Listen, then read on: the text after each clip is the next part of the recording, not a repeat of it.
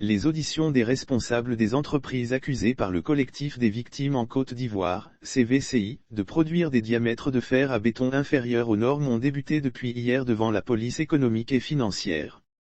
Nous apprenions ce jour que plusieurs directeurs de production des sociétés dont des éléments de preuve supposés ont été produits ont été déjà entendus par les éléments de la direction de la police économique et financière sise au plateau. L'initiateur de cette procédure a affirmé qu'il a lui-même été entendu et il a indiqué avoir remis des preuves complémentaires aux policiers lors de son interrogatoire. J'ai été auditionné la semaine dernière, les techniciens qui travaillent sur les machines de production également.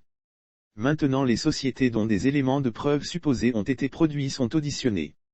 Outre les actions, la justice pénale ébranle.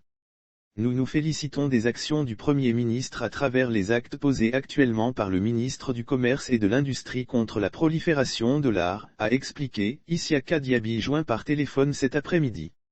La lutte contre la prolifération des fers à béton de diamètres inférieurs étant désormais une réalité en Côte d'Ivoire, le président du CVCI souhaite qu'elle se fasse sans entrave et ne veut pas non plus un étouffement du dossier. Le ministère du Commerce et l'Industrie a entamé ses enquêtes administratives dans l'affaire de production des fers à béton de diamètres inférieurs.